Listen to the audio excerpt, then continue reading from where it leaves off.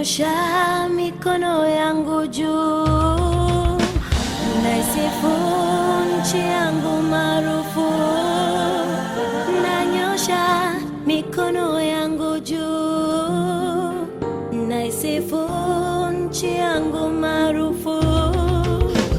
Hello, hello Tanzania. Hello. Yesterday in particular, of specific situations which in the last particular 5 years, and in particular since Dar es Salaam Smart Partnership International Dialogue in July 2013, we've been saying that, and it was recognized that there is an operative type of strategic framework for how nations could succeed. And we said how nation could succeed because there was His Excellency President Kikwete and all the other CPGM fellows. They were very intrigued by why nations fail. And I remember while we were in preparing in our own smart partnership way, the get together for about 2 years in Dar es Salaam, that Why Nations Fail book appeared, and it intrigued President Kikwete right at the launch, His Excellency, in Dar es Salaam. He said, this is why nations fail. The Smart Partnership Dialogue in Dar es Salaam will be an understanding of how nations could succeed. Can nations succeed? Now we're not suggesting now that we're discussing about why nations fail and how nations succeed and so on. What we are saying, remind ourselves, is that in Dar es Salaam we built up the whole Smart Partnership built up the dialogue in such a way that we tested the evidence we're bringing from the quality and standards inclusion type of interactions in the movement, from the central bank governance, not only financial inclusion, beyond that, particularly their preoccupation with adaptive systems, from the technology institutions and the experience we had up to now, and all these operative corners were towards building up the process of vision of a smarter country. So what we refer to as the smart partnership strategy is this dynamic interaction between groups of individuals, people who are coming into the vision process without even probably being able to articulate that is what is taking place, or being visible. So for that reason, when national smart partnership dialogues take place, always a national vision process, however feeble or otherwise is there, because it does give an opportunity for various parts of the economic transformation, socio-economic transformation of a country to be visible. So we've been told that it's probably too simplistic to think about a vision based on three interactive, inclusive programs. Not programs, they are not programs. Groupings, yeah? Well, we're not saying that. It's almost like what Yaniri said. What we're saying, these are identified groups of interactions which could leverage, include everybody else into a socio-economic transformation, including political. Yeah? And that is actually that we are following, and when we meet as a dialogue, we are trying to distill, because that's the only time when we could do that. Now, it's unfortunate that we haven't had, on one hand, the get-together in July last year, 1 year since Dar es Salaam 2013. The movement moves and thinks quickly and progresses, cannot wait for things to be ready for whatever reason. So the fact that we haven't been able to get together, it raised the question of how do we catch up. And Yanir doesn't know, again I use Yanir as a point of reference, that to be able to understand this interaction between the inclusivity processes, that standards alongside central bank governors, alongside technology, them themselves interacting among themselves for a vision process. That is, we use Yanir as a kind of pointer that there is a system and a dynamic that is taking place.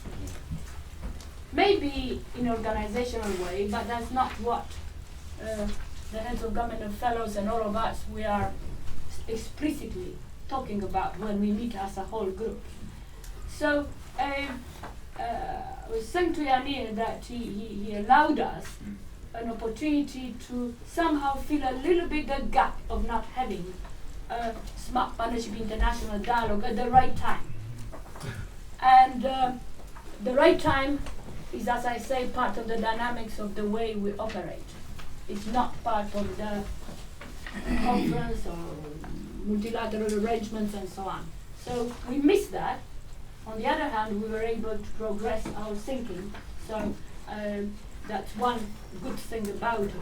So that's the reason why we thought that at this point of time, for probably another, after about 11:30 or quarter to 12, we might go into this other strand of reflecting where we are with the Smart Partnership movement, and which is most of the Smart Partnership movement, as Omar was already relating to, where the aims and so on, these limitless, were articulated by fellows. Not all the heads of government who come to the dialogue since 1997. How many dialogues? 20 or how many are there? There are many. And they are unique, each of them. Not each of head of government who has been there is a fellow. And there is a reason why. Not because it doesn't kind of want to be part of this country or her country, but simply because probably there is a particular Smart Partnership ethics which links those who call themselves fellows. And that meant that we are probably quite dependent on how we support the leaders, the politicians within our own context as a movement. And they are not going to be all of them like Dr. Mahathir, like Secretary Masira, like President Museveni, one who is still like all the others that we have, like His Majesty, the King of Swaziland, like Prime Minister of St. Lucia, like. So now each of them are different. So for that reason, there should be probably in our context by now a preoccupation on how to, or could we more explicitly support the formation of what one of our colleagues calls the avant-garde politicians. Now it looks like we are kind of relating to books and so on, but Ezekiel Dror, again happens to be a Club of Rome member, but that's not the reason why we attracted his attention for a number of years. He put together some thoughts about limits to governance, which was part of this kind of limits to growth, limits to ignorance, limits to all sorts of things. And about a year ago, I must say he's writing in a very it's very difficult. His books are very difficult to read, but they have got a very clear wisdom that it's not that it's to be followed, but it's in a way very attractive. And he couldn't be with us, and nor on the screen like yesterday, the chief scientist from Washington team. But he made specifically a contribution to us on what is called priming the politicians for fateful choices. And I promise, as far as I can, pick up some of the things and just put them forward to you.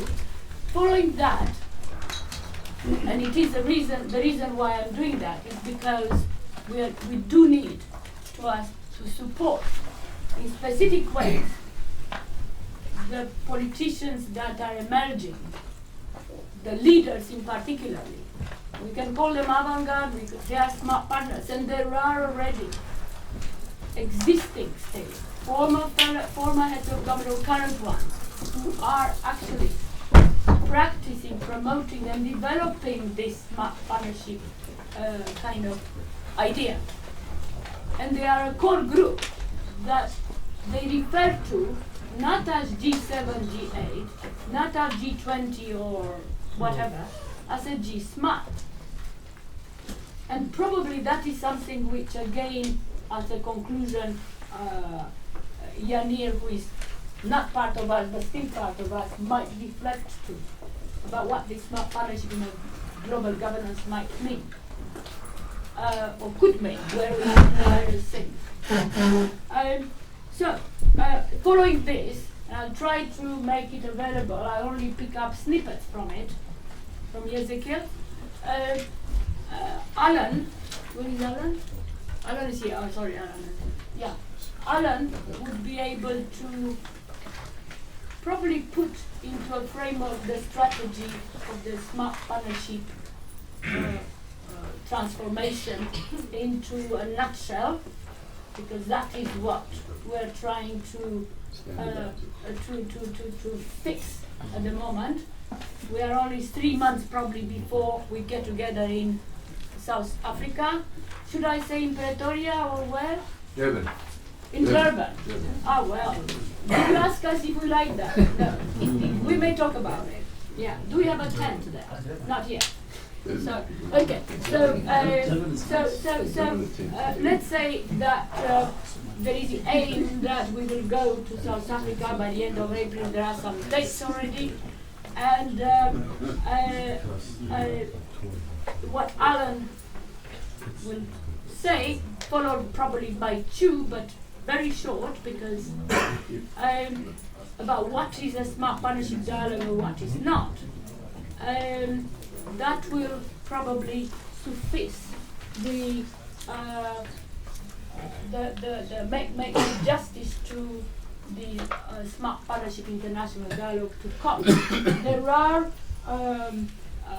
kind of joint executive group members in the Smart Partnership movement, such as John Carter, who would want on behalf of, although we never have on behalf of, but Smart Partners in South Africa to update us with South African participation Smart Partners, yeah, to date, or the likely one that we are aiming to have.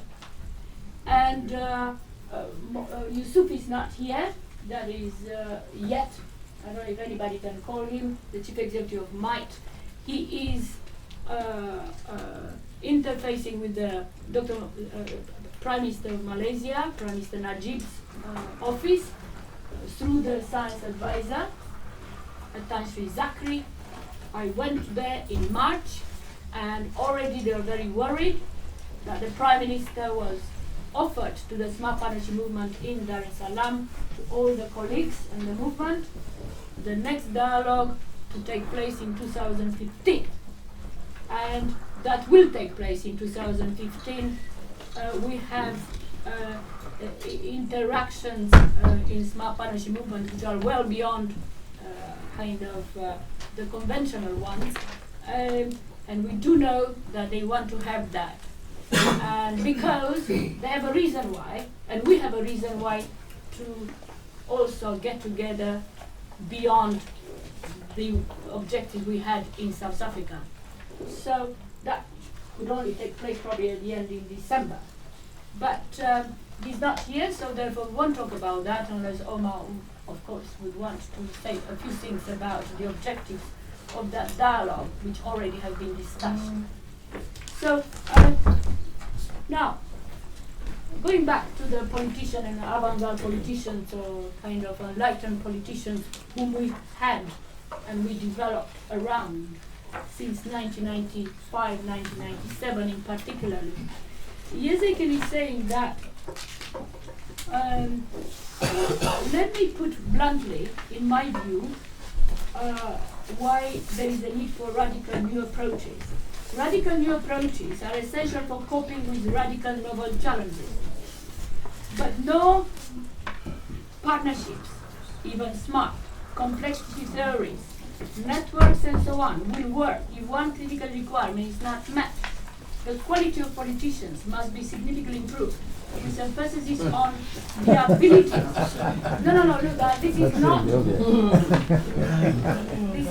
Go ahead. Now, you would need to know who Ezekiel Draw or what. He's advising for many years, the quite high level, politicians of all kinds. So the quality of politics must be significantly improved, with emphasis on the abilities of their minds to comprehend and creatively cope with unprecedented future-shaping issues. Their educational ability to encourage steep societal learning curves and their moral virtues. True, this is not enough. Senior civil servants need additional qualities, and so do other components of policy strata, as it holds. But without significantly improved politicians, the likelihood of good futures is lower than that of bad and perhaps catastrophic ones. Now we all know that. But so let me move to some specifics within the constraints of time, and I will make it even briefer, but you'll have this. The human species as a whole, and many countries in particular, are sure to face in the foreseeable future unprecedented and in part inconceivable challenges, posing both huge opportunities and catastrophic dangers, up to endangering in fact the human species, referring to climate change, for instance. These challenges are both more complex in the sense of larger number of diverse variables being at their center, while being in part hard to understand and in a state of phase jumping transformation. In addition, they are more fateful, this in the sense of having very significant, though hard to foresee consequences, up to potential catastrophes. Illustrations include transformation of employment markets by labor-saving technologies such as artificial intelligence robots and molecular engineering that can break up societies, and so on and so on. Such issues driven by science and technology together with value changes will increasingly pose fateful choices, as best described in a Confucian Chinese scholar, but I'll go beyond that, you'll see it here. This requires all the measures discussed in the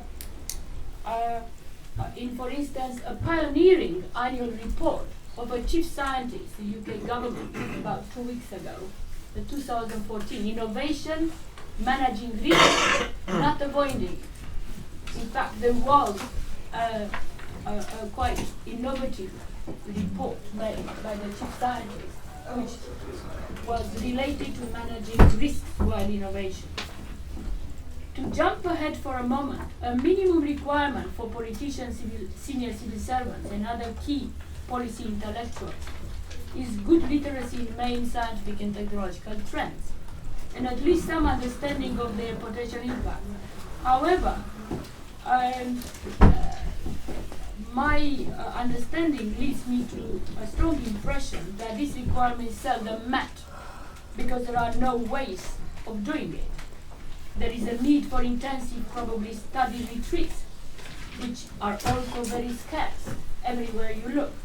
Such understanding is all the more essential in view of the likelihood that in order to utilize novel opportunities and prevent disasters, controversial measures such as strict regulation of potentially dangerous technologies, global surveillance, and all the rest of it need to be put in place.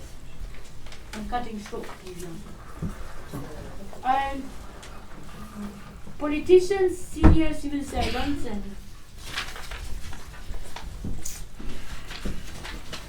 policy professionals, as well as free-floating policy intellectuals, carry most of responsibility, like ourselves, smart partners, we just mentioned. Most responsibility for preparing necessary measures and putting them into action, as well as coping with an avoidable crisis. However, politicians cannot cope with this on their own. An improved version of senior civil servants is essential for advising the politician and implementing radically novel policies. Unavoidable, a very tiny part of humanity makes, within constraints, most of the choices shaping the future of all of us. That's the third point he makes. Democracy helps to make politicians reflect the public, but does not necessarily make them wise and may bind them too much to the here and now. All the more essential is a highly professional senior civil service to assist politicians to recognize, at least in their minds, the transformation issues that are required. To do so, the senior civil servant should have significant autonomy of the mind, to be respected and also welcomed by politicians. The role of improved policy professionals becomes essential for coping there with emerging contingency. In some respects, most important of all are the free-floating policy intellectuals. And I suppose the smart partnership is not an intellectual, but it's free-floating sounding board that we are when we meet. Whether located in think tanks or smart partnership movement as a whole, they can and should withdraw mentally from the blinders of what is accepted and considered to become a bit more essential in the current dynamics. Public support and societal learning are also essential. Otherwise, it would be hard to do anything, even as a smart senior civil servant. Therefore, the policy framework, strata, should not only be open, but one of its main duties is to educate publics at large. But to be frank, most of the onus for speaking truth to the public has to be assumed by senior politicians, and here we are again. This requires, one, that they themselves understand the transformation into the humanity, and that is cascading, which is what Yamir was saying, and two, that they accept the risks of telling the public what many of them may not wish to hear, including unavoidable transition time. Now, these requirements are not being met, but I'm going through various civil service, enlightened civil service put forward structures such as strategy units in prime minister or heads of government offices, delivery units. But those are not in any way pondering the long term beyond the time that they are in the office. So this goes to actually the need for and the request for you all to think beyond effective government. So it's not just an effective government, but it is a future shaping government, is not a muddling through government, will involve but it is a muddling but not get through. I mean, what usually is happening is muddling through rather than muddling to get through. Now, this is a tentative assessment, which applies probably to majority of situations, politicians, many senior civil servants, and their inadequacies need to be supported through the smart partnership, but understood in an operative way and in the context of digital revolution that is taking place. At the end of it, two questions that he's suggesting that we may need to ponder, not now, but one, are most of our politicians, senior civil servants, policy professionals, policy thinkers, up to coping with emerging fateful issues? And my proposed answer is regretfully and clear, no, but we should do something about it. This leads to the second question: can something be done to improve relevant qualities of politicians, senior civil servants, before a high price is paid for the inadequacies that we see? My answer is a clear in principle yes, and in practice also yes.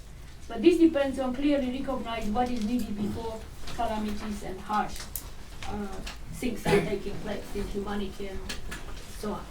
So that is a kind of a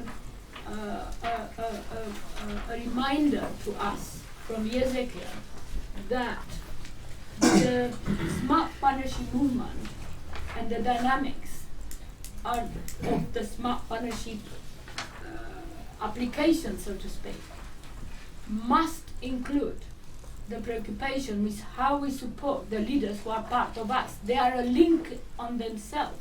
They are the smart partners politician link. Some of them are fellows. And they are interacting with the other links too. So they are not in the smart partnership movement. If you again look into the Limitless Manifesto, and they refer to themselves from President Chissano and current president, they say, when we meet like this, that is at the hub or in the smart partnership movement context, we are not president. And as you know, the dynamics of the dialogue, the issue of the tent, the fact that they move freely for 3 days and they are staying and eating with as part of us, is what makes the smart partnership complete. If the leaders and heads of government, they come with lots of people behind them, we give them pass and paper, we know that, and the papers are put under the table, they are not interested in that. What do those people do? It's our problem that we haven't communicated properly well what the smart partnership thing is. That is dialogue, that is whatever it is. And we need to protect them, we need to support them. And those new ones who come, we need to allow them to mix up in the sounding board that we all created, because otherwise they are singled out to be shot, isn't it? I mean, not literally, but otherwise.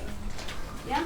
So that is what we did. That was actually the main achievement that we did. That it wasn't that we were with the leaders. Nobody said that the leaders, I have a picture with the leaders, we're all with the leaders, they go and coffee, talk with the leader at any time. We are just, it's just a continuum. They are part of this movement. So without them, new ones or old ones, we are not complete. We can't say that we are a movement. To do so, we do need to support them with, so they are not singled out as a neighbor to face fateful choices and all the rest of it. So that was for the heads of government, whom it's not that we owe them, they owe us. So it isn't a question of owing or kind of, it's a question of kind of referring to them as part of the fabric. Now, Alan, you said that you want to kind of put into a nutshell, then two, and kind of we will need to finish by 11:45 so that we have some, very quick. Thank you. Yes.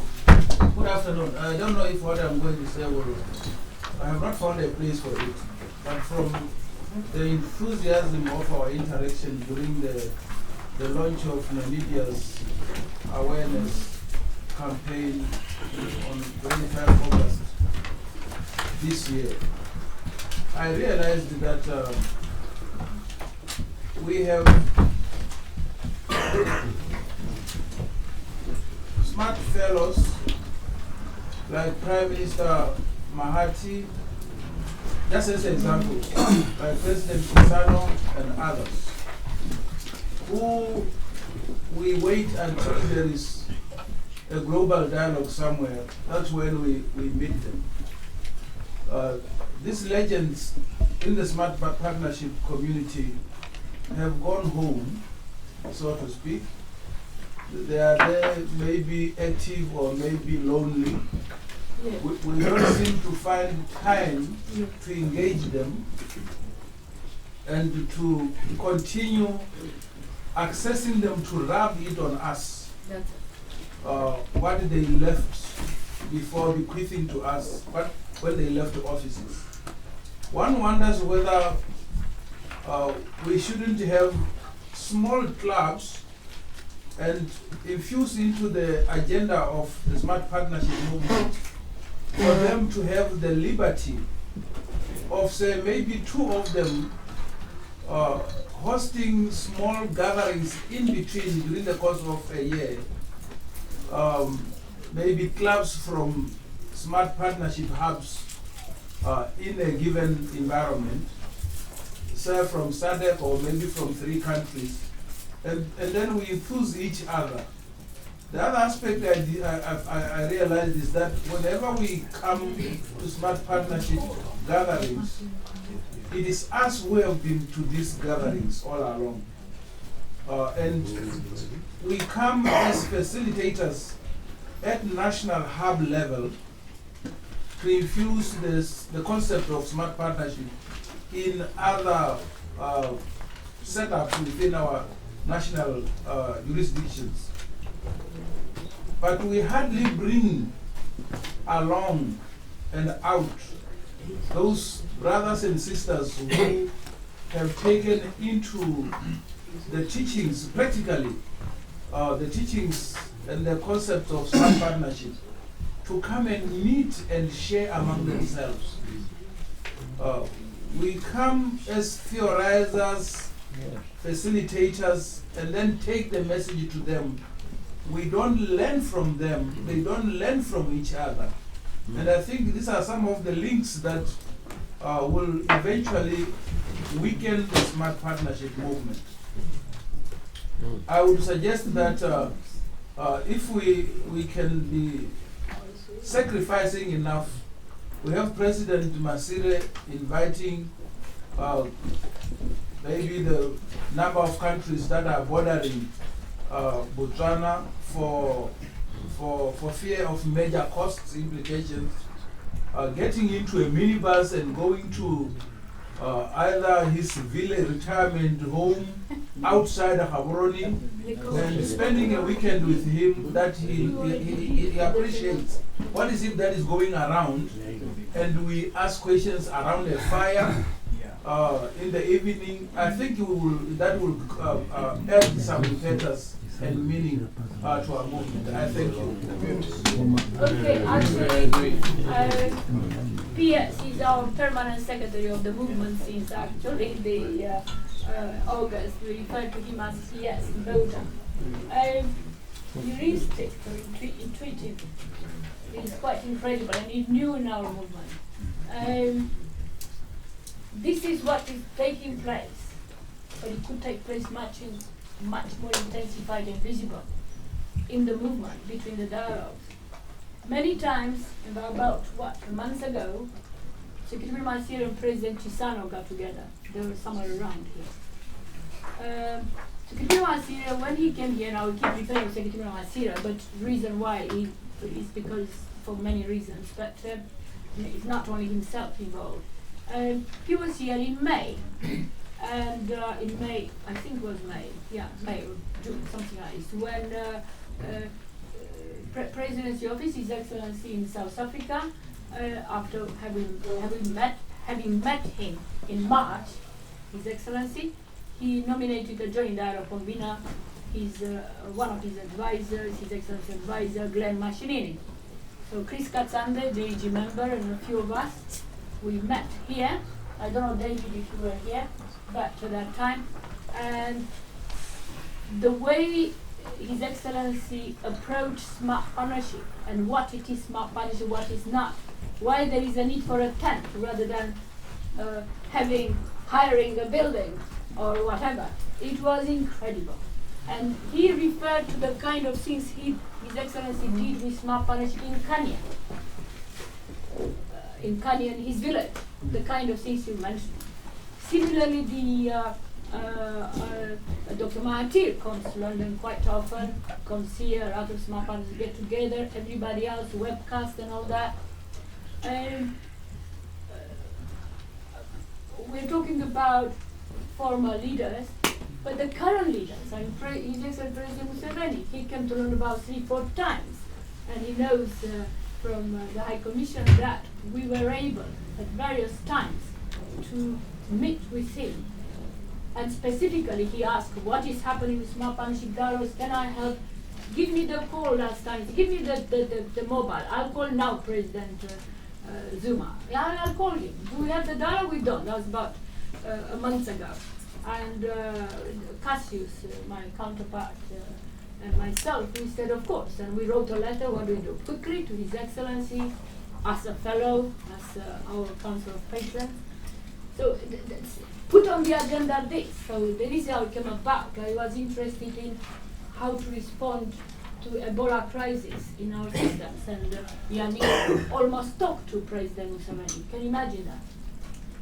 Sort of on the phone. I mean, this is organized in a way that, particularly for those in conventional structures, is not understood.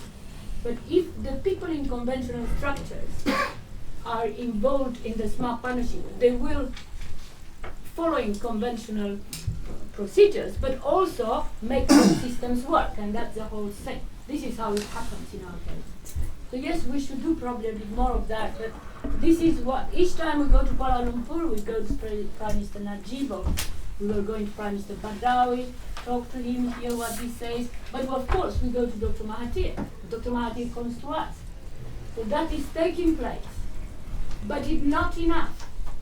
And lately, with there are new politicians, yeah? The new president, most likely, former Prime Minister Gengo, he was here at an AGM like this. For about 4 days, he was with us. I was Prime Minister at that time, in Namibia, and he made his main interest is cooperative things. Cooperative banks, cooperative. So he made, I don't know if you remember, those who were here with us. So he was one of us. Here he is now, most likely to be taking forward to be president since March onwards. So he will be one of the main participants in Smart Partnership Dialogue. So, Alan.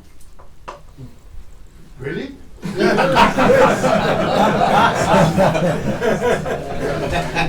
What a challenging lady you are. Asking me to capture in a nutshell the smart partnership strategies. I think it's fair to say that we should probably dedicate a few minutes to this subject in 2 days yearly meeting. So I'm going to try to introduce in a few minutes, 5.5 to 6 minutes, and then hopefully open a discussion. 5 minutes is okay, Mihaela? I think so, yeah. On the subject of smart partnership strategy. So, a nutshell. The reason why we are chosen is because you speak quite concise. Oh, there you go. I will try. Well, you know, nutshells don't fare so well on stormy oceans as the ones we navigate on nowadays. But the nutshell, I would say, is that our challenge is to bridge the global and the local. And this is really the challenge and probably the contribution of the Smart Partnership. Talking about the global, where do we stand? Global, the globe, planet Earth. Planet Earth is a very complex system. It's unique. 1,000 exoplanets have been discovered. A few other thousands are being considered. but it's rather unique. It's resilient in the long term on the scale of millions of years, but it's fragile on the short term on the scale of hundreds of years. It's interdependent. We share the same air and the same water, but nowadays it's interconnected, which is an interesting evolution. And last but not least, it's a beautiful planet, and it's populated by intelligent people. And we don't know any other such a planet. I would like to make a short reference to a very interesting report which was commissioned by the Club of Rome and which presents a prognosis for 2052. A report by Jorgen Randers, distinguished Norwegian professor, and I commend this to your attention.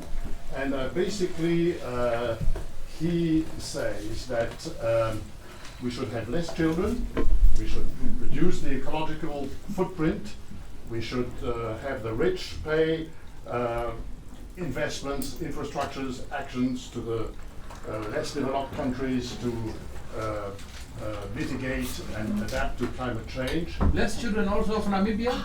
Yeah, less children. Less children globally. Such a big country. Well, that's what he says. And finally, we should have institutions to counter short-termism, because he contends also that democracy and capitalism are, in fact, inducing a short-term visions, because democracy is about being elected and re-elected, and capitalism is about having a return on investment as soon as possible. So he says that you should counter that. Now, where do we stand? Bridging the global and the local. We have taken an approach to give our contribution through our mechanisms of networking, of reaching to the top, bridging, the people with the highest level of government, having cross-frontier exchanges, regional exchanges. We have built our activities around networking, and networking between the public, the private sector, and society at large. And this is very important that we have these three areas of networking and interaction. Networking also not only for action, but also to disseminate knowledge, which is necessary for action. And we have, as you all know, 4 years ago, 3 years ago, decided that we would structure our activities and think tanking and networking around three dimensions where precisely the interaction between the public, the private sector, and the society at large, where the role of politicians at the highest level is determining. And this is why we have chosen the three directions of innovation and technology, quality standards, and financial inclusion. And we have placed all these initiatives under the denomination of inclusivity. You remember that we did have discussions about inclusion, inclusiveness, or inclusivity. We have chosen inclusivity because inclusivity implies action. The ity at the end implies action. So part of the discussion we should have is whether we are on the right path for structuring thinking along these three dimensions, which are interrelated, because there is no sustained success of innovation without standards to disseminate technologies and disseminate innovative products or services. And of course, you cannot manufacture or develop products without finance, so the three issues are highly interconnected, but it is a way also of mobilizing various actors in society. So on the financial inclusion, it's a way of mobilizing the central banks and the financial system. On innovation and technology, it's a way of mobilizing the scientific institutions, the academia, and bringing and adapting new technologies for the purpose of economic and social transformation. And quality and standards is for the purpose of transferring technology and also improving competitiveness on world market and therefore contributing to the economy. Because the economic and social transformation we're talking about is not just about economics, to follow up on Daniel's presentation of sort of the economic model, but it's not only about economy.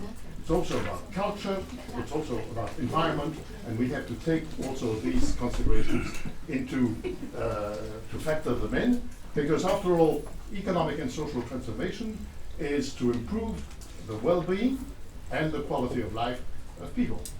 And we must absolutely consider that people are central, and our purpose is to bring people to work together, to build visions, and to bridge, to put in the visions, national visions, global perspective, and adapt it to the local situation. So I think I'm at 5.5 minutes. The nutshell is a bit bigger, maybe a coconut, but there you are. So play with it. Thank you very much. There wasn't the intention to have to go through the agenda, the likely agenda, the dynamics of the smart partnership in South Africa, but that was the easiest way to put it on the on the record that we there is an agenda framework already to be unreached now, but that is what is the nutshell of it. And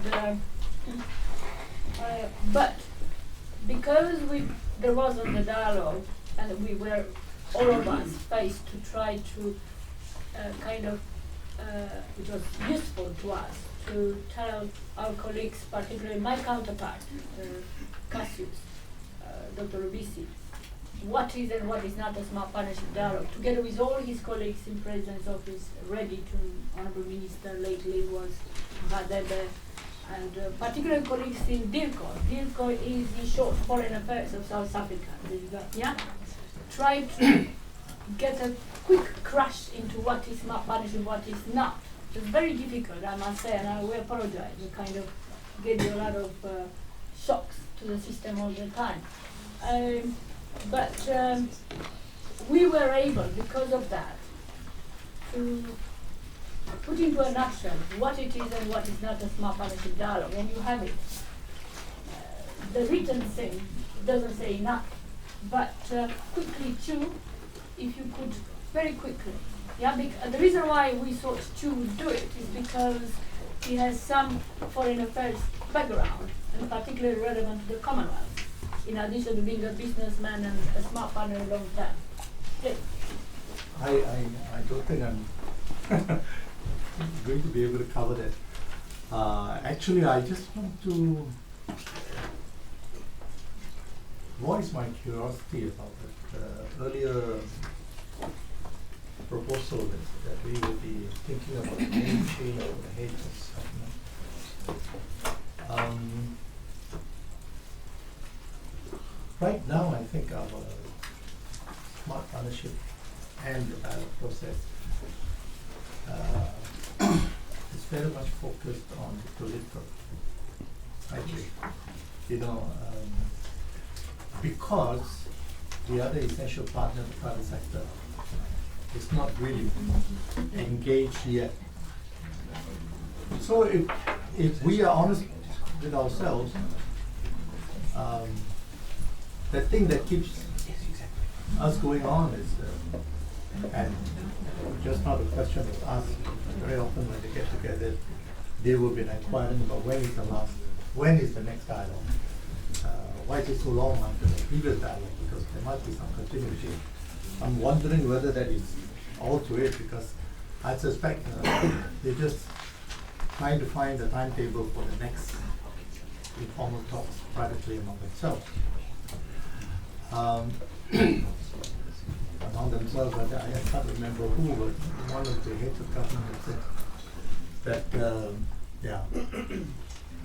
the smart partnership dialogue and the gatherings provide the only school that exists for heads of government and heads of state.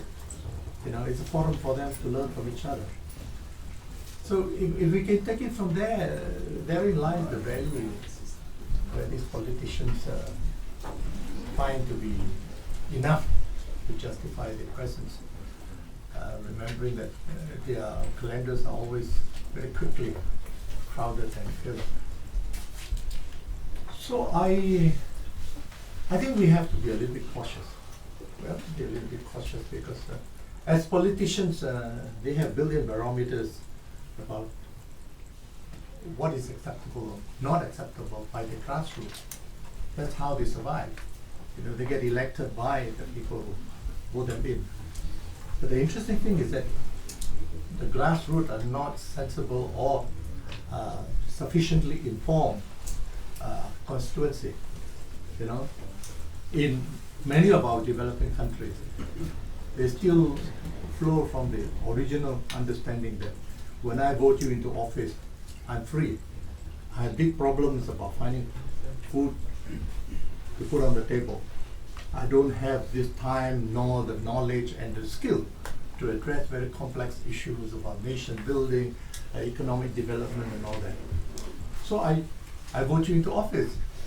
When in a simple way, when I don't get an improvement in my life, quality of life, then I kick you out. If their understanding of politics and democracy extends to that level. So they know that the politicians, especially heads of government. So when they come, what is it that attracts them to this type of structure? I think it's non-intrusive, it's anonymous, yeah, and the people they touch base with in their order and scheme of things are credible. You know, there's no value judgment. If they were to ask, you know, I have this problem and how did you deal with it? I mean, as a country, if he is not a long-serving prime minister, and they will talk among themselves, you know, and politicians are funny animals. You know, they have all these things that special sets of radar that they can pick this thing up very tightly. The other good thing is that they are more used to structured conferences, you know, summit, personal summit, which must come out with certain statements of conclusion or programs, commitments and all that. But in our process, they can talk about current, real problems, sensitive issues among themselves, and they can hear, maybe not a full set of answers, some suggestions for possible responses. And I think it's something along the line therein lies the value, why they take time off and then they come and meet their peers. I therefore sense that I think we can collect, you know, we can ship possible options for them to change direction, to improve, or to get more from the process. But we need to leave it to them, we need to defer to them to make the assessment, to make the judgment about the timing, when they can be ready. Because they have a better reading of whether their grassroots will be able to accept certain changes or not. As it is already, I think we play the supportive role of feeding them as much as possible. I think they don't have major problems with the approaches we have chosen to do independently. Smart partners when we gather like this, you know, at our year-end gathering and AGM. It would be good if they can take us into confidence more anyway, or they can open up and say that, oh, we have had this fantastic discussion, and I think we are going towards certain focus. Right now, I think they are not ready. They're still very much individual programs as heads of government for themselves.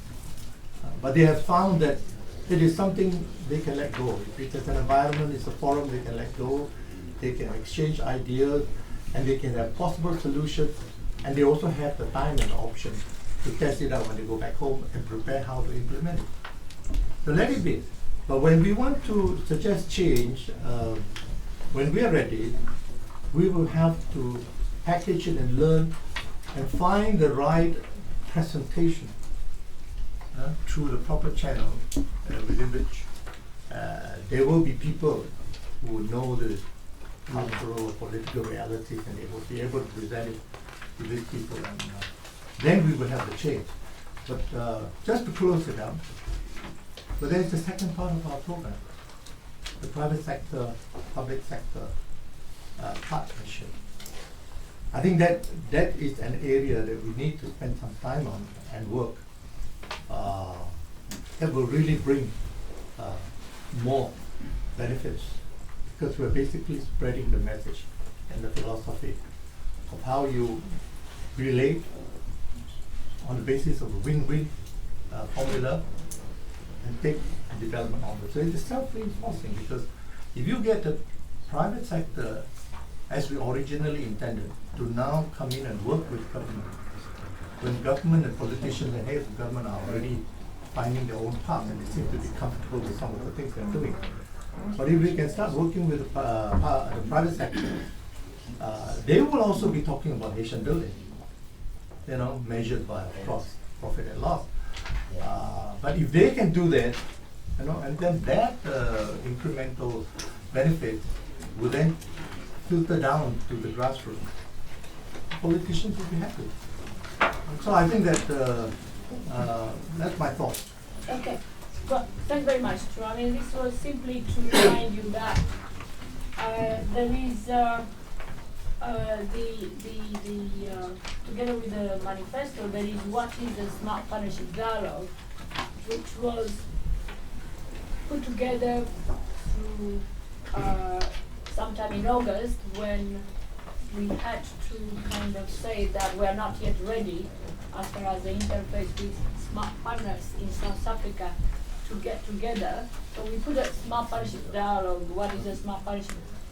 I mean, the JG members. And of course, the initial thing was an extract from President Zuma on behalf of his Council of Patrons and Advisor, who says exactly what Smart Partnership is about, and which we followed since. So, we took advantage of the fact that we had a bit more time to reflect and try to say, go to the roots and what it is. Because it meant that we are not kind of probably able to communicate where we are at the moment. But smart partners from South Africa, as part of the Southern Africa in particularly, were with Smart Partnership movement right from the beginning. When we added to CPTM Smart Partnership qualitative. So, and we declared ourselves we are a CPTM and Smart Partnership movement. Right from the beginning, from Kasane, His Excellency President Masira made sure that there is an inclusive participation of all the colleagues within the Commonwealth in particular.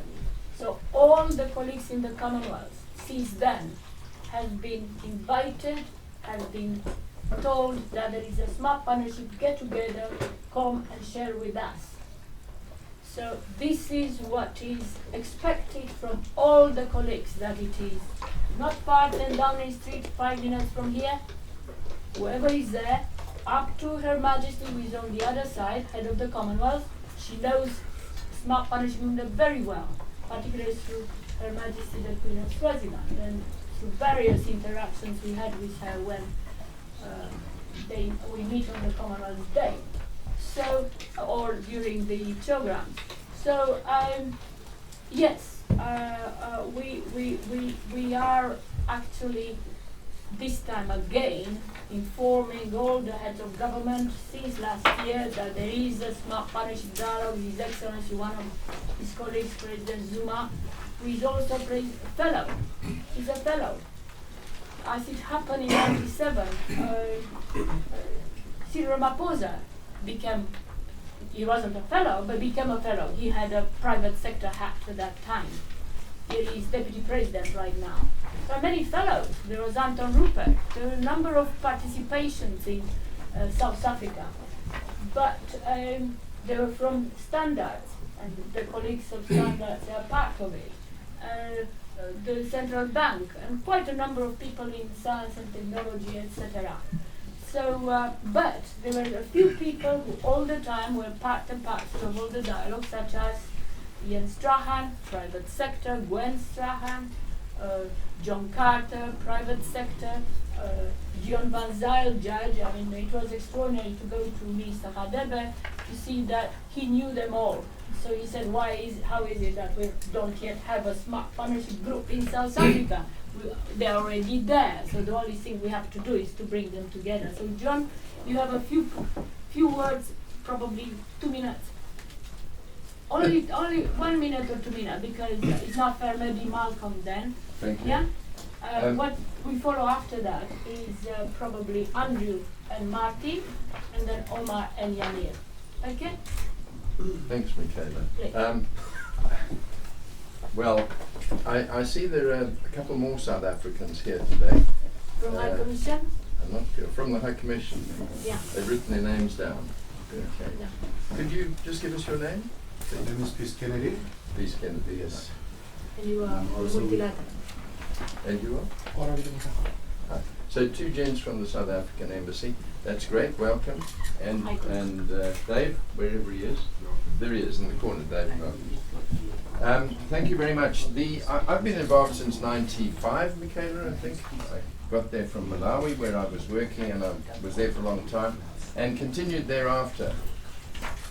Specific point that I spotted in Malaysia was, firstly, they were very scathing about my presence there, because we were a tiny country and relatively tiny compared to all the people there. They discovered very quickly that although we were tiny, we had a much more complex problem in business to solve, because we had to do everything. Because we didn't have all the bodies that everybody else had. So British Aerospace, they had thousands of people doing all the tasks. We had half a dozen people doing all the tasks, and most of the tasks were very similar. They may not have been at quite the elevated level and degree of the others, but they were just as complex, in many cases far more complex, because we didn't have support, we didn't have systems, we didn't have knowledge, didn't have computer systems, etc. So it was discovered quite quickly that the range of people attending, even from a small place, was very important, because they brought a huge breadth of information, knowledge, and input. And some of the things Yanir was talking about today, about Malawi and the kind of issues that you've been talking about today, we were tackling in Malawi 25, 30 years ago. I'll give you one example, small example, but very important. We had World Bank or whoever it was used to come to Malawi regularly. They'd come in, open the door, say devalue. We knew every time they came in it was going to be devalue. And I said one day at a big gathering, you chaps have got one book. A is for Africa, B is for be there, C is for something, and D is for devalue. That's your policy, isn't it? Of course our people roared with laughter and the World Bank guys were horrified. And never mind, that was the policy. And we went from a meeting where there was a massive devaluation back into our organizations, and within days the price of bananas went up, and I had strikes all over the country. I had 26 companies that I was managing. There was quite a lot of operations and all sorts. You name it, we had it. And I had a massive strike. There must have been 500-600 people sitting around wanting to have a go at me about salaries. And they started having a go, talking about the devaluation. I said, well, what's the devaluation got to do with your salaries? The bloke says, well, everything. And I said, well, I mean, I don't understand, but my family this morning complained to me that the price of bananas has gone up. What's that got to do with devaluation? The bloke puts his hand up and says, my mother buys soap. Soap is imported. She pays with bananas. Price of bananas goes up. World Bank put the price of bananas up in Malawi in one jump. And that was an interlink that nobody ever thought about. I told the World Bank blokes after, and they didn't believe me. The point I'm trying to make is, these meetings are incredibly useful. Lots of people come along with a closed mind. They say, oh, what can I learn? And after an hour or two, if they listen, if they participate, they discover that there's all kinds of information that they are using in their systems badly. They don't want information until you actually say something. And I sat once between President Chisana and President Mbeki. And let's be honest, President Mbeki knew everything. He's a very smart guy. But I remember we were talking and we were asked by Michaela to do something. And he didn't like the idea at all of me being involved.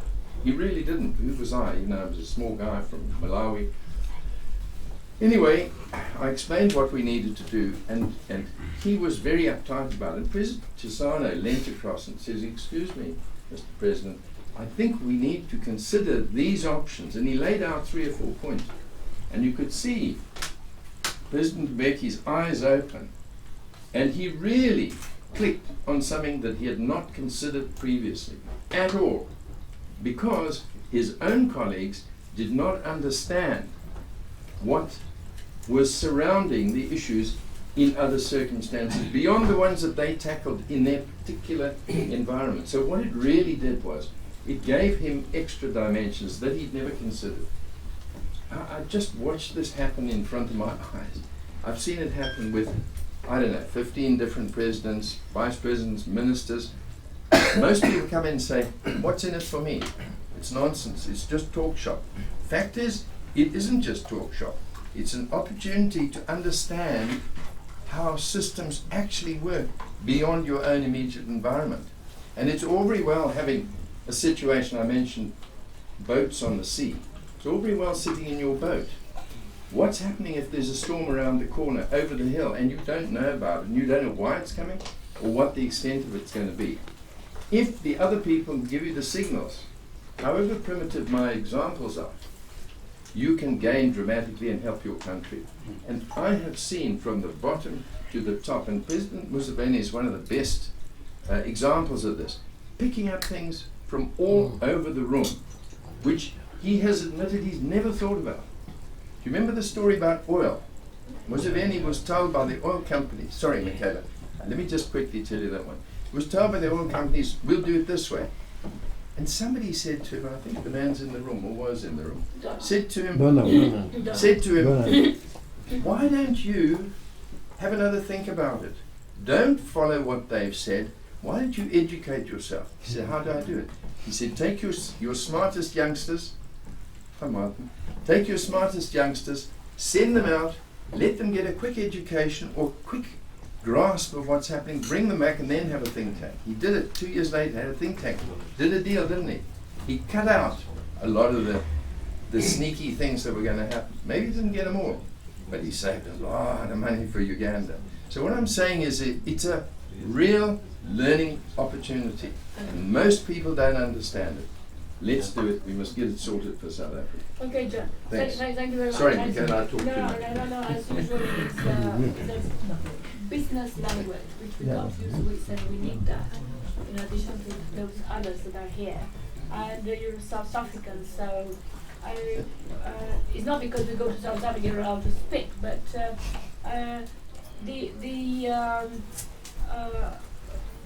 the one thing that probably you are one of the best to say from South Africa is to achieve that environment where people feel that, when you get in the 3 days, a lot of things are taking place before, for about 6 months or so.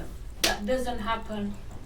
That informality and that thing doesn't happen, just happen. There is a lot of interaction of a different nature, with a smart partnership type of nature. Otherwise, things won't happen that way, including we being part of and setting up the scene, including physically. That is not known that the tents and everything else we get in the morning and put them together in a particular mode. So Malcolm more or less doesn't represent, but Malcolm was referred to us, if you don't mind me, Malcolm.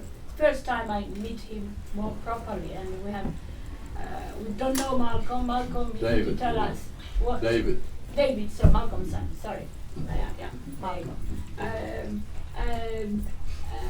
He appeared at a point of time in March in the room together with the head of South Asian department, where initially we were supposed to, with whom we were supposed to interface. When John, Tumina, myself, we went there, and he was together with Dr. Sukla, Ambassador Sukla, probably because I was telling Ambassador Sukla after we met President the day before that the smart partnership actually came about with a lot of South African involvement, but also at the point of time President Mbeki, His Excellency President Chisano, when he was chair of African Union, they were trying to put together what was called a smart partnership, as we were related by President Chisano, kind of in African context, which was called New Economic Partnership.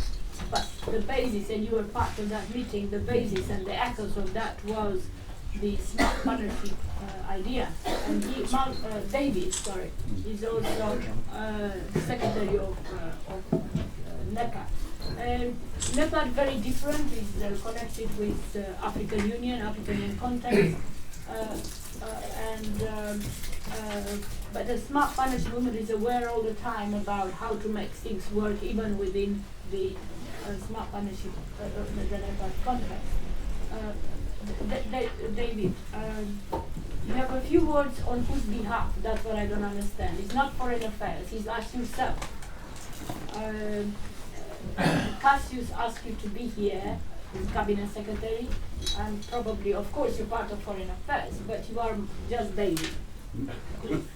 Thank you very much. Don't worry, my minister calls me Malcolm as well, so I'm well used to it.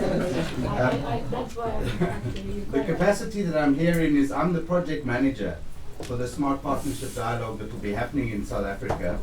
And I head the secretariat that supports the structures we've put in place.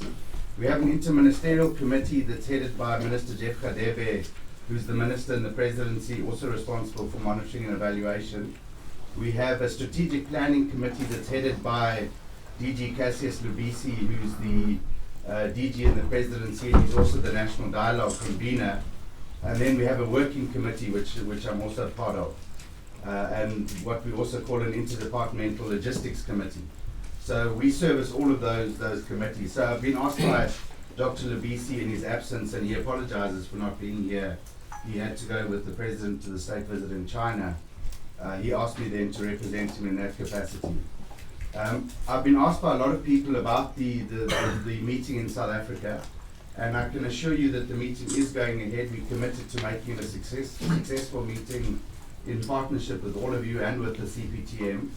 The dates that have been finalized is the 22nd to the 25th of April next year in Durban, and the President already in October wrote to the various members of the Council of Patrons and Advisors and the CPTM Fellows, inviting all of them to the meeting. So I'm sure CPTM will be communicating with the rest of the members in terms of the arrangements for that. I must say, from my side and from the side of the organizing structures, we're actually very glad for the delay. Initially, we were committed to meeting in October, but we're very new to this. We're very much babes in the wood when it comes to the Smart Partnership movement. And it's taken quite a length of time, Mahela will tell you, for us to even understand what it is we're dealing with.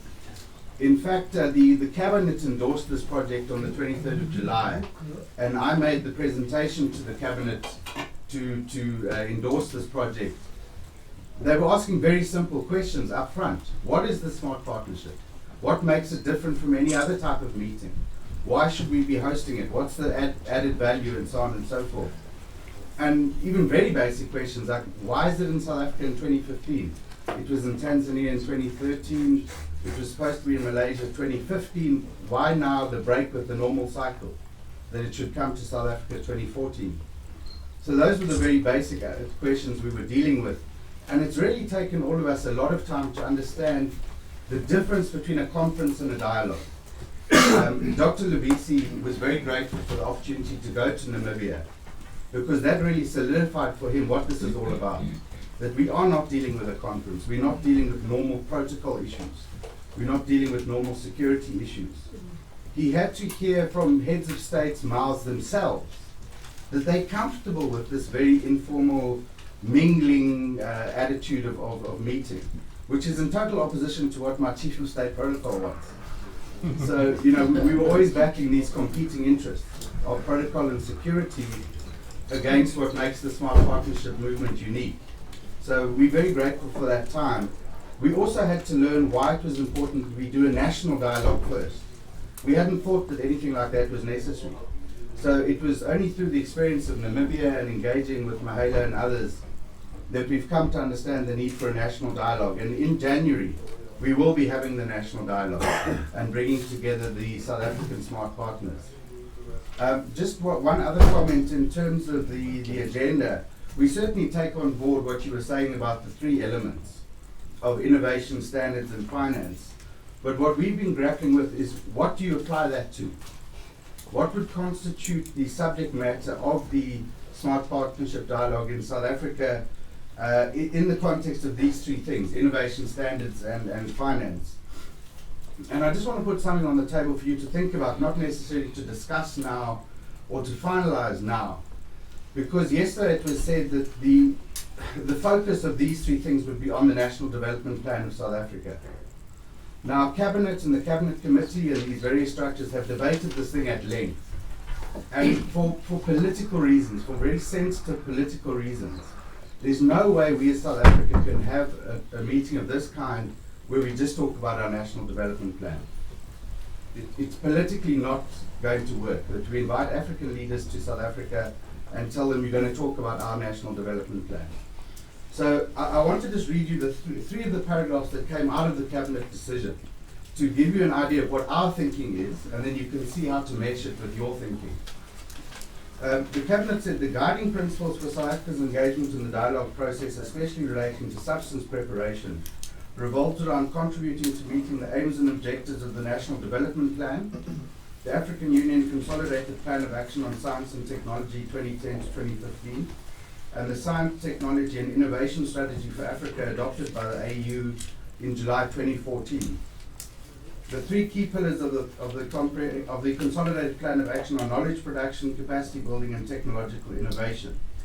Also within the Agenda 2063 being finalized by the AU, science, technology and innovation are seen as key drivers and enablers to meet identified development goals and objectives. The key focus of Agenda 2063 is to shift Africa away from resource-based economies to science, knowledge and technology-based economies. So therefore, in line with this approach, the theme for the event is leveraging science, technology and innovation for socio-economic transformation, the CPTM Smart Partnership Way, which carries forward the agenda you had in Tanzania last year. The recommended sub-themes are STI for industrialization, including agro-processing and mineral beneficiation, STI for infrastructure, including energy, transport, water and sanitation, STI for the digital economy, and space technology for development. So those are the four sub-themes that our Cabinet has recommended for consideration. So I just put that on the table, that for us, just talking about NDP really is not going to work. So we need to see how to strategize together to meet our objectives of looking at a wider agenda. You know, for South Africa, it's never just, any conference we participate in, it's never just about ourselves. We always talk about the concentric circles approach, from national to regional to continental to international. So we always see the NDP, for example, in the context of the RISDP of SADC, of the African Union, and of, for example, the MDG process at the international level. So we see it as a virtuous cycle. What we do, we live in a certain region. So what we do nationally has an application regionally and continentally. And equally, if we succeed continentally and regionally, it feeds back to help us implement our own national objectives. So we always see those linkages between the region and the continent and the national.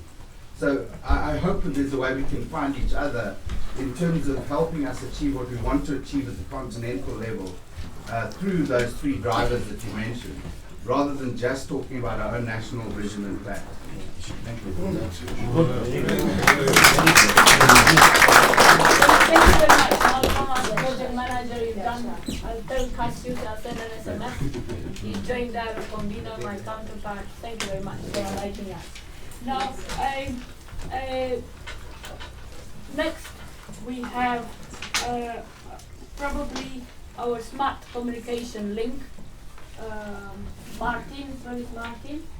Martin Lamini? Martin and Andrew. Try to see that if in the last day and a half this preoccupation with leveraging technological change, learning and making things work, took us any further. You have 1 minute, yes, 1 minute, or something of that nature. It gets But tighter and tighter, Mihaela. then probably Yanir, 2 minutes, or something like this, and Omar, the final word. You won't believe that, but you will have it. I'd like to both congratulate and commiserate with Mihaela. Thank you. Congratulate because she got, as usual, brilliant people in, trying to implement from the outside looking in and from the inside looking out. But these people have so quickly become like Yanir and David and Jamie and They are the others, David and Beruta. so quickly absorb the fact that they're not here to give a lecture, but to become part of us. That they're already, from the inside looking out, there's a danger of that. And putting on my communicator BBC hat, one of the reasons why I think Mihaela got bright people in was to help us look at ourselves as if from the outside.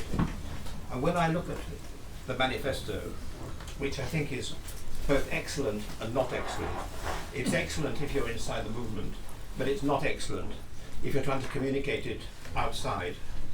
So it seems to me that actually what we have to do is to focus, and here I play my communication role, on how we answer the question which David Martinson put, which he said people were asking in Pretoria, what is smart partnership anyway? Because even though you've interfaced with us, as Nelson Mandela himself, President Mbeki, President Zuma, and lots of other people, actually there are some basic questions to be answered which we have to communicate. I thought that Ashok gave something that was very good when he said it's about people who are inside confined, moving out to cooperate in the world context. And you touched a very good note, which for me a very good Ashok, it was about the courage you have to do it, which you get by sharing with other people. That's really all I want to say, because I think there's a communication task ahead, a language task, and I'm sure Martin may want to add certain things.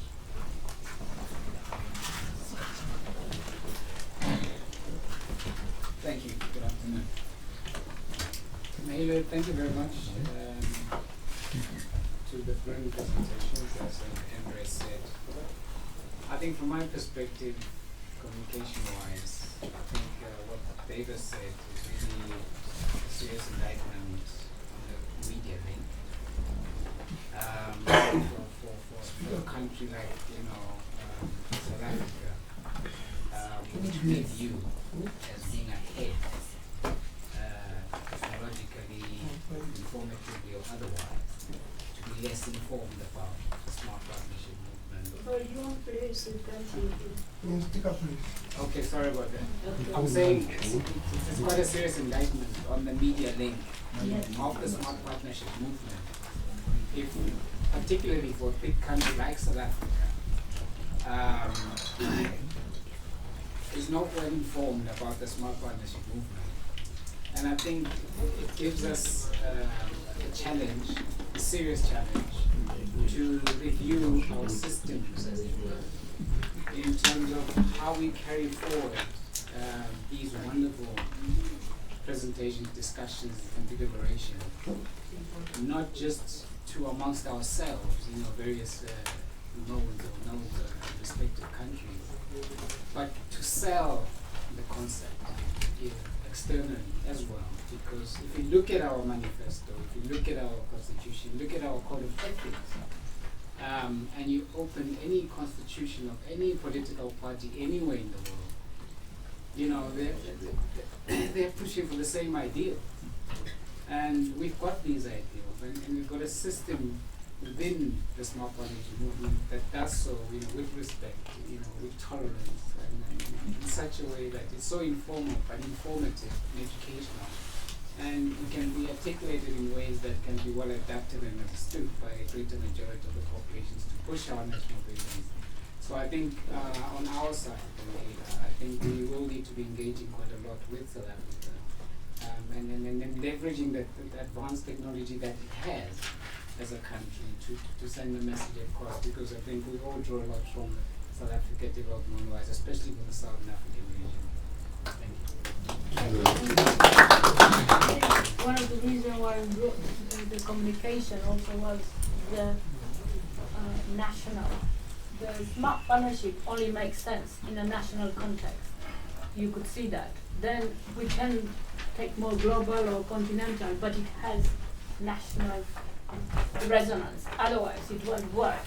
We haven't, for 20 dialogues, we haven't met to talk about any declaration, any Commonwealth heads of government kind of particular declaration follow-up. It didn't make anybody tick. So inevitably, one needs to be prepared, Mark, David, that people will talk about national development plan. That doesn't mean you put it on the agenda to sell ourselves, but it will be about South Africa, in addition to Lesotho and Malaysia, and it will be about the issues. That was one thing that Tanzania, Victoria, those who are here, and Moses will tell you. We discuss about the ins and outs of I don't know what in Tanzania, but in fact it was about Tanzania, partly. So, Yanin. So thank you for including me as a member of the partnership, the SMART partnership.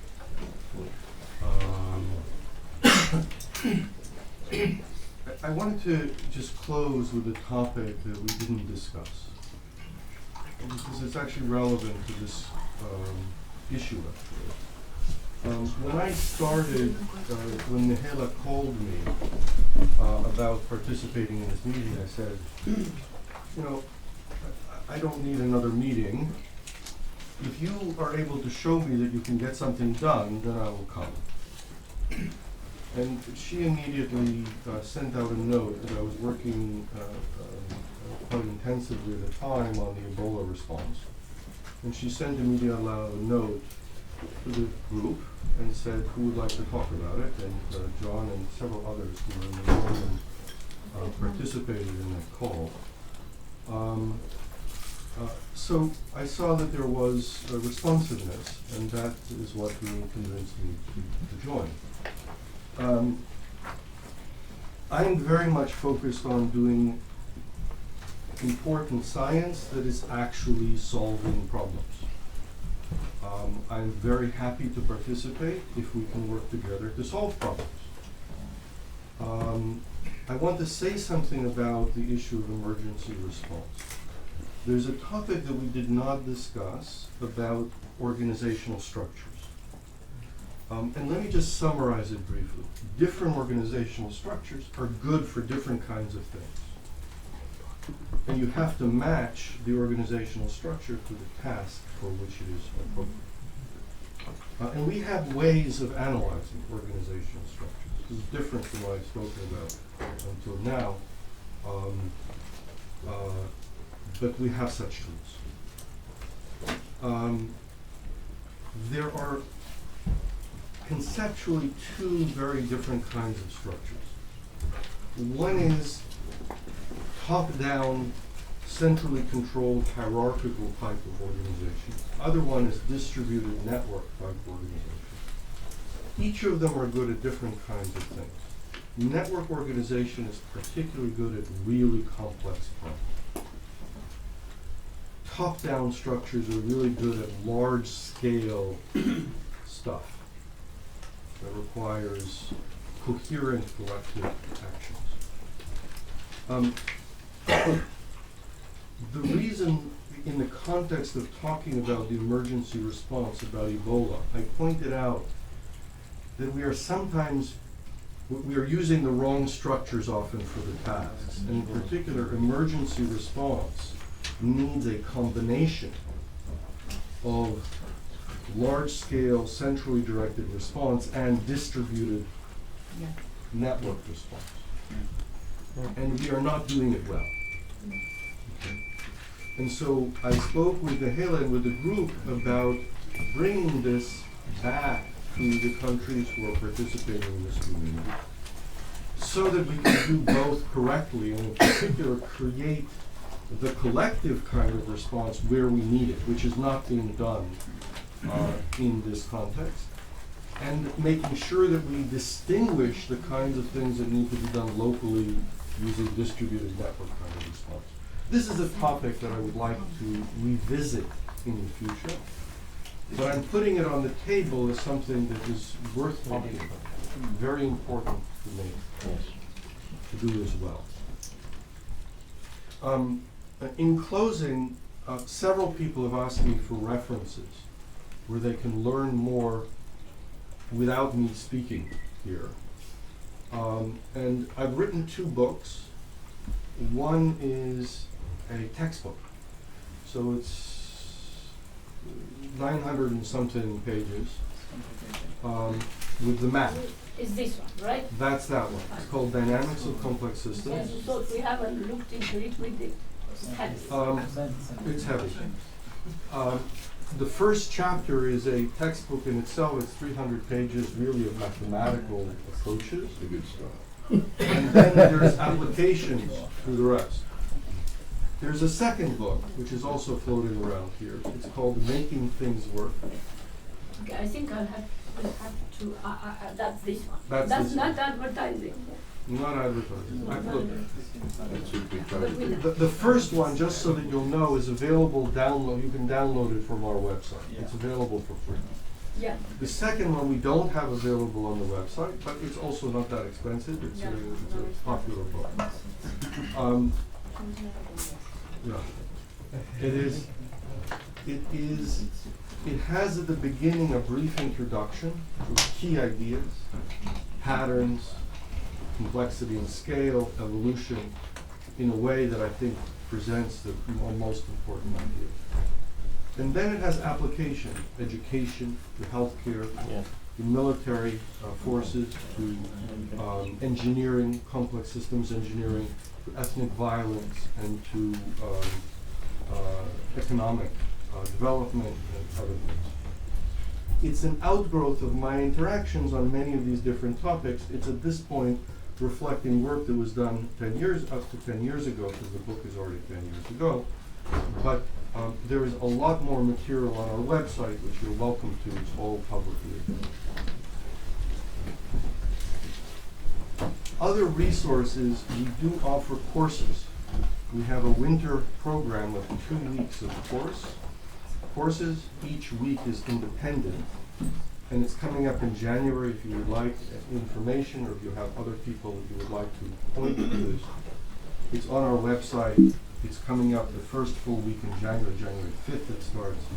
The first week is general concepts and some mathematical methods, somewhat parallel to the Making Things Work book, but perhaps just a little bit more technical.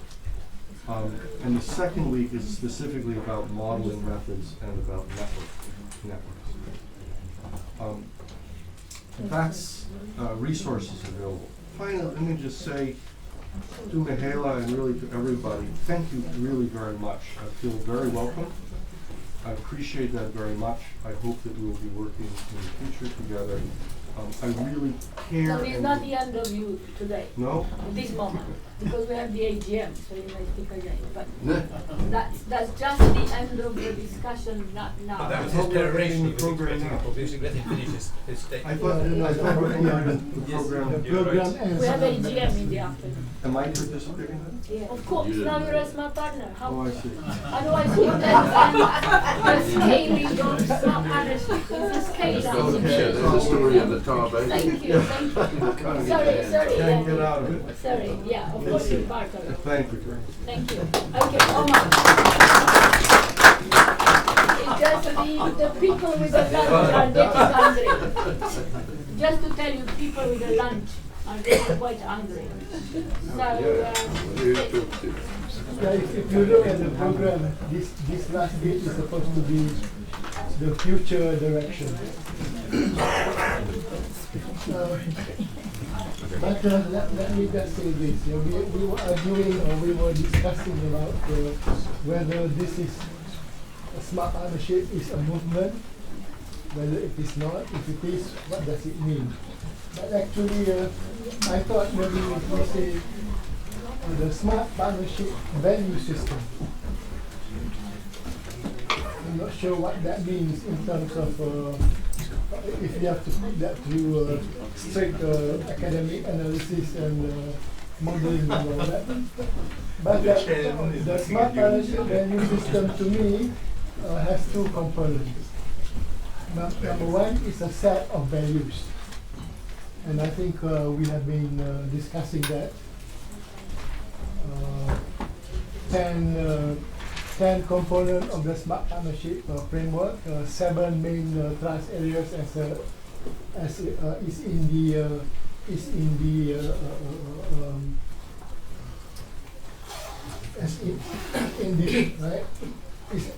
the manifesto. So sets of values. The second part is a process of engagement.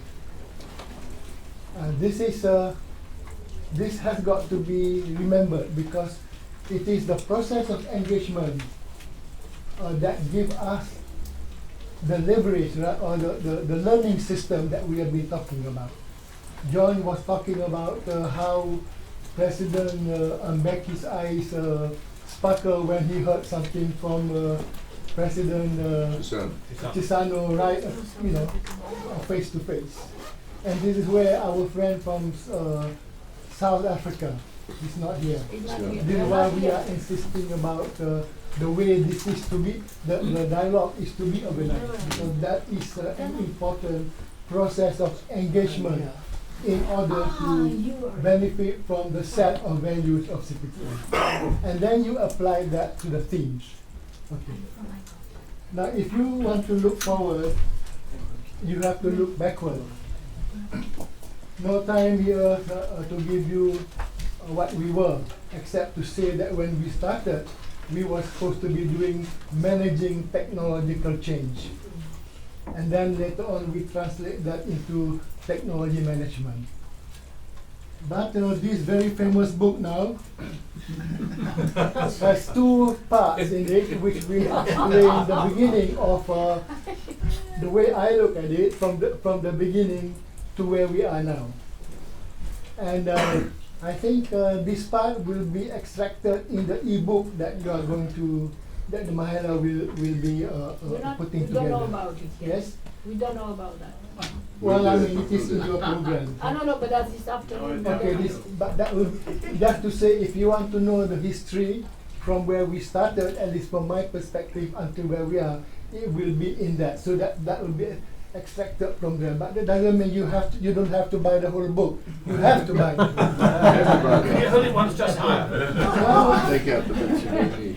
Now, just a little bit, from managing technological change to technology management, we quickly learned that you cannot talk about technology management in the context of national development without looking at the larger picture.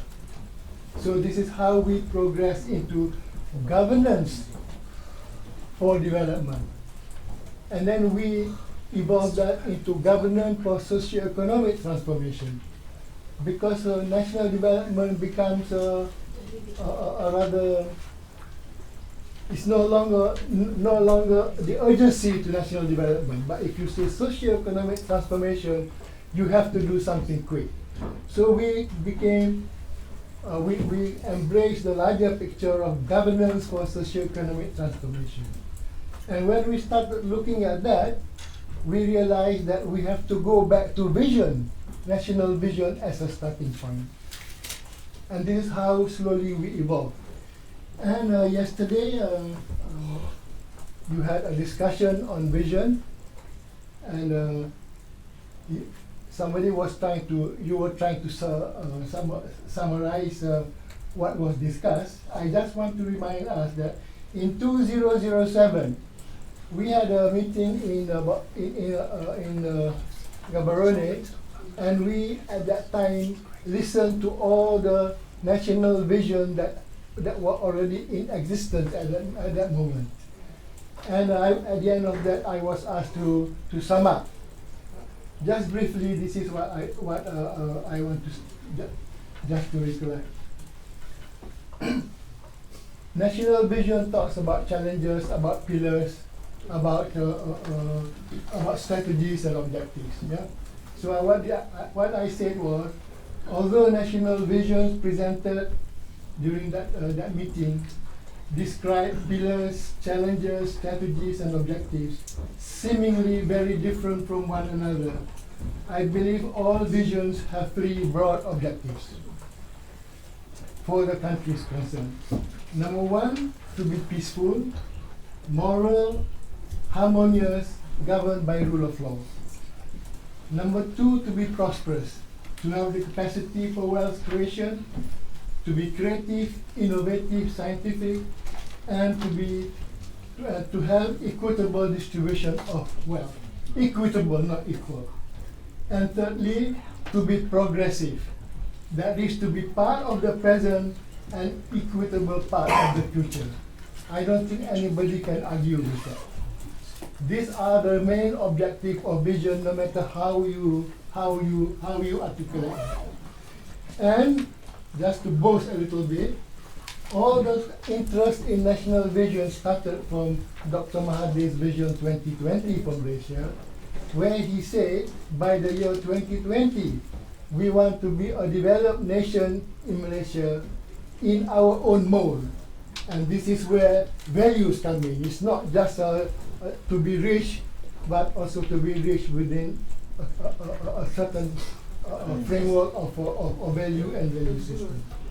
All right. Now then, we say we embrace vision as a starting point for good governance for socio-economic transformation.